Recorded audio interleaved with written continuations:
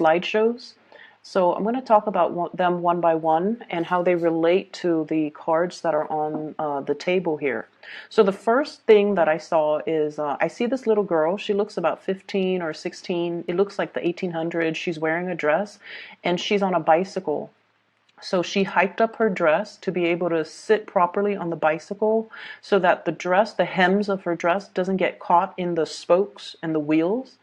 So she hiked up her dress, her knees are exposed, she's wearing like stockings underneath and, like some shoes, dress shoes. And she is just really happy with this new bicycle. So she's riding all over the village and she's going through a dirt road. And it looks like it recently rained, so there are puddles of water, rocks.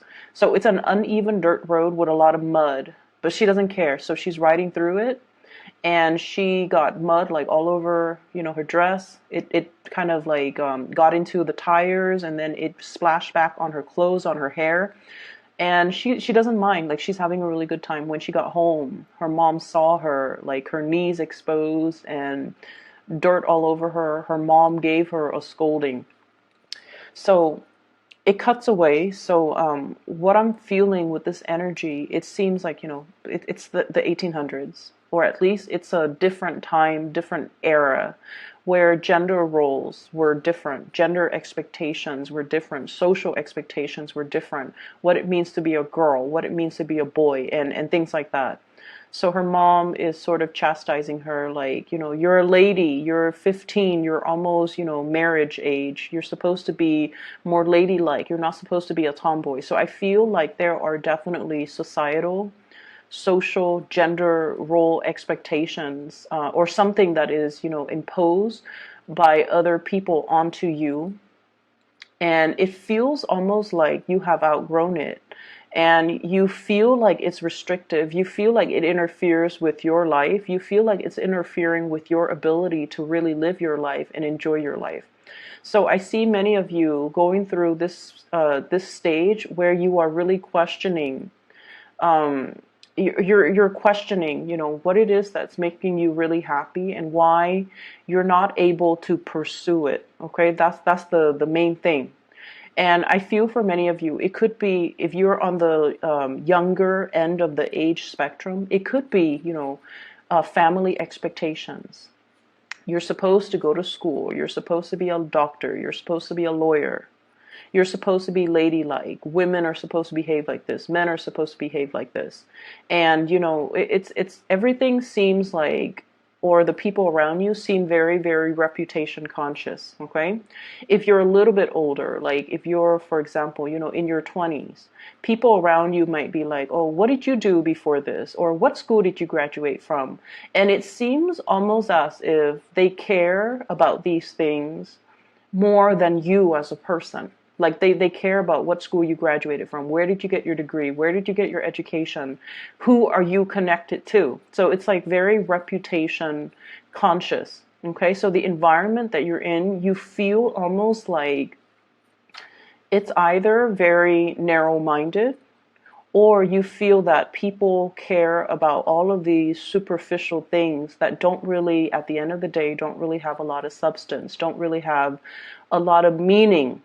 But nonetheless, they care about these things. And so I see many of you following, and you guys are like a very fierce sign. You're not one to follow the herd.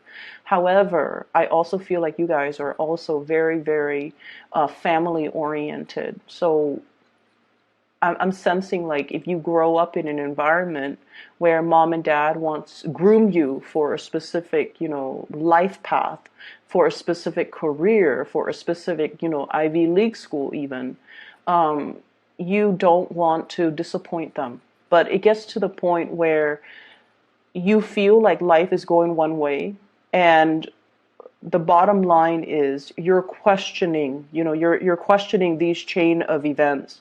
You're questioning the choices that have led you to this very moment. And you're also questioning whether or not you're just kind of like, going with the tide, or whether or not you are conscious or consciously making these decisions because they make you happy, or whether or not you are making these decisions or living a specific life path to appease other people, or it's because something that, it has always been done, tried and true.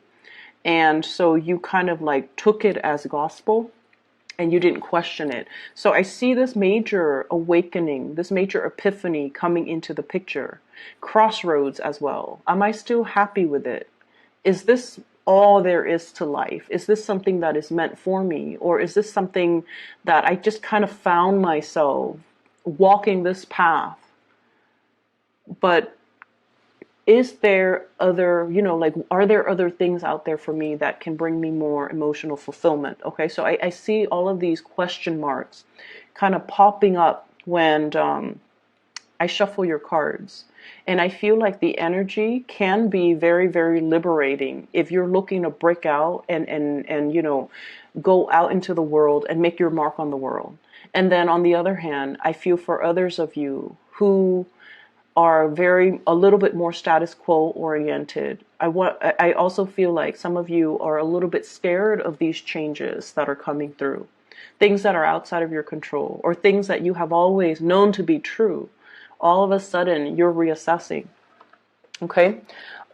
First of all, the way this energy is coming out, this is the card that really drew my attention. Your ship's coming in. Something that you have really, really, really waited for a very long time. I usually think of this as like a big opportunity, study abroad, going overseas to do some type of research work for some of you, because that did come through.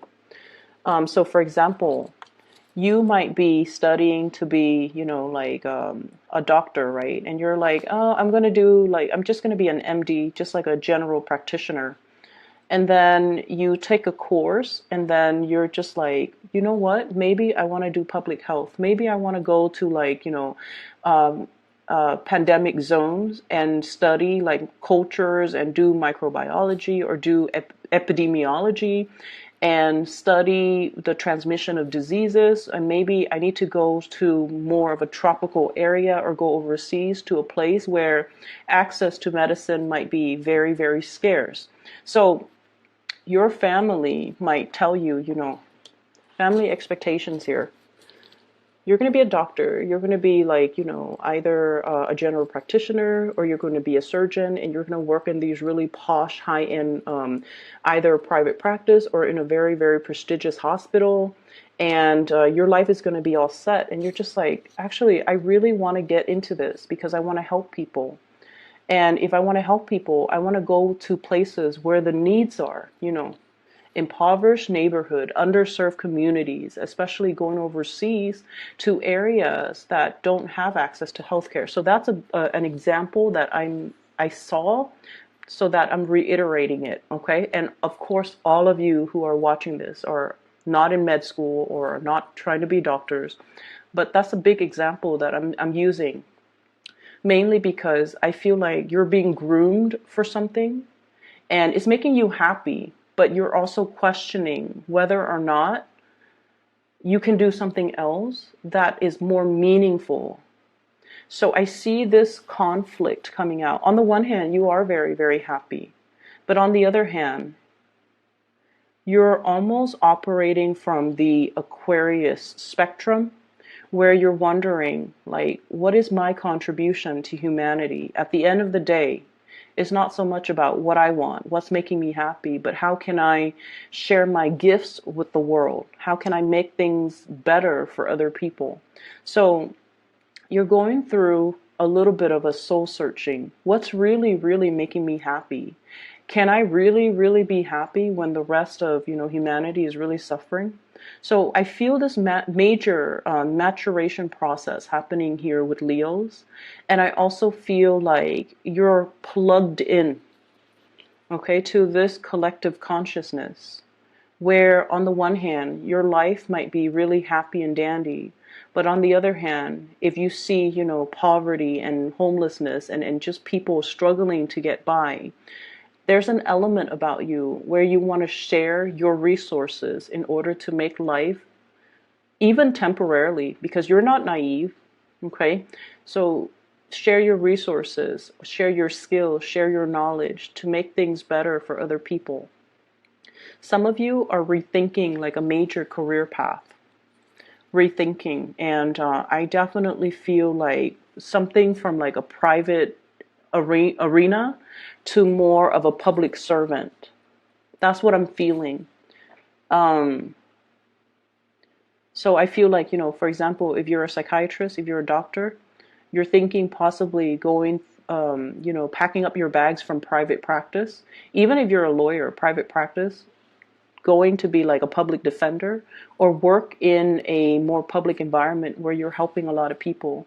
So you do want to, on the one hand, really serve humanity, but you also like, you're happy where you are. I don't feel like there's problems with this 10 of Cups here. You're very happy and you feel very blessed with everything that you have achieved and everything, all the good things that are coming your way. But on the other hand, it's almost like you can't really sleep at night if there are people struggling out there in the world. Okay, so that's what I'm sensing. The second image that came through for you, and it's really weird, and I don't know why. I'm not seeing people, but I'm seeing animals. And the animals have, human characteristics, like human behaviors. They look like animals, but and I don't know why my guides don't show it in terms of a scene with humans, but let me just relay the message. So there's this nest, it's in the tree, and there are three little birds that have hatched from these eggs, and the mother is there. So there's a nest in the tree, there are three little birds, and the mother bird, the female bird, is there as well, watching over her three kids. And then the dad bird comes back. He has like worms and grubs in his mouth, and then he feeds the kids. And then the mom and dad seems like they're bickering. So then the dad was all like, okay, I've done my part. I've fed the kids. Now I'm going to go off and play. Okay, so that's like the image that I'm seeing. And that's why I question, like, why don't I see humans? Like, why isn't it just the mom with the kids? Dad comes home, gives them money, and then takes off. So what I'm feeling here is a situation where two people potentially could be staying together because of obligation, okay? Because of expectations from other people, because they're trying to keep the family unit intact, because both of these people have specific roles that are assigned to them, okay? So one person could be in charge of taking care of the kids, the other one is like, bringing home the bacon, bringing home the money. And I feel like there is even a concept with like power differential in the relationship where the person that works or the person that earns money or the person that earns more money in the relationship feel like they control the relationship. So there's an element of control here that is very deeply rooted in this spread. And I feel like you're at a point in your life where you want to be on your own. You want to be self-sufficient. You want to not have to depend on other people. So, if someone is like helping you pay for tuition, for example, and they want you to only study certain things or, graduate with a certain major, I feel like you're starting to feel the pressure, or you're starting to feel that, you know what, there's strings attached in this union, or there are strings attached in this give and take. And I feel like someone is dangling something over you and constantly reminding you, I'm doing this for your own good, or I'm doing this, or, you owe me, or remember what I'm doing for you so that later on you don't forget me. So it's like very strings attached, it's very much conditional. Okay. You have to do this in order to get that. So things are very, very conditional. And I'm starting to feel like you're feeling the weight of it. You're feeling like there is no free lunch. You're feeling as well that the other person is dangling this thing over you. And so your ability to make your own decisions might be severely limited. Okay. I'm sensing as well in a work environment. There is some type of unfairness that's coming through. First of all, I have here the Eight of Pentacles, okay, working hard, keeping your nose to the grindstone in the reverse position with the Devil in the reverse position. Some of you might physically just be like, this job is not doing it for me anymore, and I'm reassessing whether or not I want to invest more time in it. And then I also feel some imbalances in the work environment where the people that are not really doing their job, they're getting the promotions because they know somebody, because of their connections, or because of like just corruption is such a broad term, but I'm just going to use that. Favoritism, corruption, strings attached. You know, you do this for me and then I do this for you. Like I'll scratch your back and you scratch mine. So it's a very, very, from your end, Leos, it's a very unethical, toxic type of a situation. And I feel like many of you might have already left that situation waiting for new opportunities to come on the horizon for you, and you're prepared because you knew this wasn't working. And then I feel like for some of you, you might stay in a job because of the financial security. It pays the bills. And I feel almost like you've been wanting to leave for quite some time, but you know, you have family, you have people that are financially dependent on you, and it's making it harder and harder and harder. But I feel like this might be the breaking point where you start to realize your worth and you're starting to want out and seek new opportunities. Okay. And then going back to the birds, okay, the one that brings home the grubs and the worms. He's like, okay, I've done my part. Now I'm going to go off and play. So I definitely feel the weight of responsibilities, obligations, especially when it comes to child rearing, when it comes to family expectations, when it just comes to not being able to get your alone time. Okay? I see a lot of people crowded in an environment. Everything is just very, very crowded. A lot of activities, a lot of things are happening around you, and it seems like you want a moment of peace.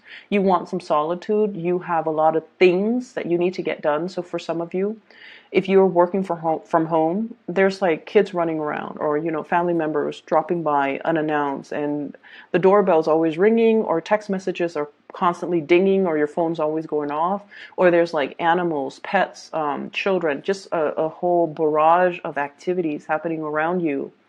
And take yourself to the library, take yourself somewhere else where you can get your work done. And then I also feel for others who are, you know, in between jobs, who are trying to apply for a job, getting their resume together, looking for jobs online, and it's almost like the responsibilities that you have to contend with is delaying the job search process. Okay, so that's what I'm feeling. And so somebody once gave me like the best advice, and it is like the best advice I've ever heard, one of the best that I've ever heard.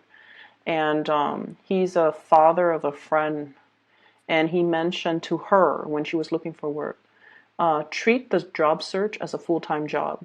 You wake up at 7, you get ready.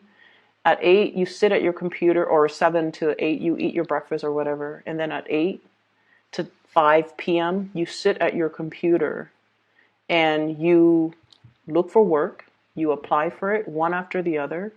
You take your lunch break at 12, and then you stop doing the job search at 5. And he goes, and then the next day you repeat. So you treat the whole job searching process as if it's a full-time job. And once you get yourself in a pattern, once you are responsible, once you are diligent, and I feel like, you know, that's when the serious jobs are going to be in the picture. Treat it like a full-time job. Okay? Be serious with it. And don't just bookmark it and let it sit. When something catches your fancy, apply for it right away. That way you can knock it down. And he also said, like, as well, you know, create a quota for yourself. So for example, today I'm going to apply for 5 jobs. And then until you finish those, you know, 5 jobs, applications, that's when you call it a day. And then the next day, set a quota for yourself. But either way, we have to treat it like a full-time job. And so I see some of you, you're kind of like sitting at home trying to do these job searches or trying to fix your resume or trying to apply for these job applications. And, it's not a fun process. And I see kids around you like, Mom, do you look at what I'm doing? Or Dad, look at what I'm doing. And so you're getting a lot of distractions. And so, block out some time, go to the library, go to a coffee shop with like internet, and try to take care of things from your end, and don't feel guilty that you kind of need to, be away from people. There's nothing wrong with that. You need to do what you need to do to take care of yourself first, and then, resume your life after. Okay, so that's what I'm feeling, and I do see money being a little bit of an issue for many of you. So I have here the Eight of Pentacles. Whatever that was stably coming in is no longer coming in.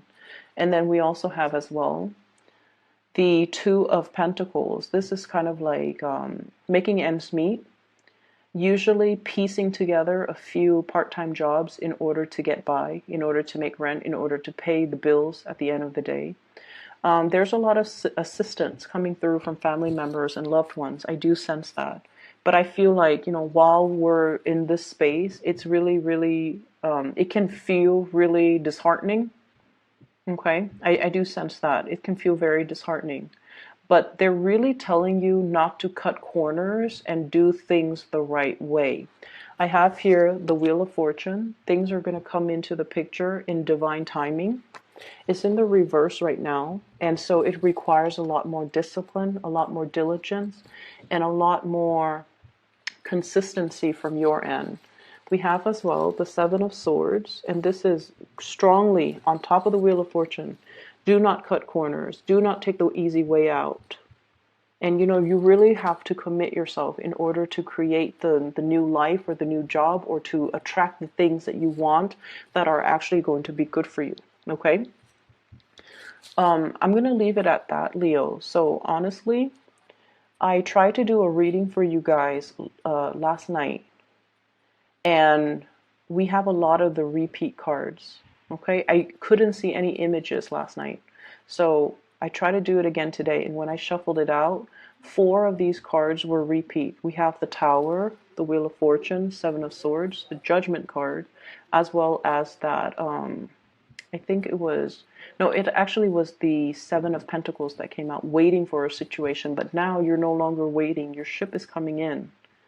And I just feel like, keep at it. Go on your journey. If you need a break away from people in order to get things done for yourself, don't feel bad, okay? This is more about breaking out of the norm, or breaking out of the mold, and finding yourself and finding whatever it is that really strikes your fancy, something that you want to do even though other people have different expectations of you. So I feel like you're carving that path, or you're paving that path for yourself, so that you can be freed and unencumbered by other people's expectations. So I will leave it at that. I hope the reading is helpful for you guys, okay? Once again, for those who are still emailing me about personal readings, I don't do those anymore. I do have somebody that I highly recommend. Her name is Bridget. She is phenomenal. She's very psychic, and I've used her services over the years, and I've also recommended her to my family members and my friends, and I highly recommend it if you are looking for a reader. I put a link to her scheduling webpage in the description box below, so if you want to book a reading for yourself, or so for somebody that you know, I highly recommend her, okay? So best of luck with everything, Leos. I will be back next month, okay? Take care.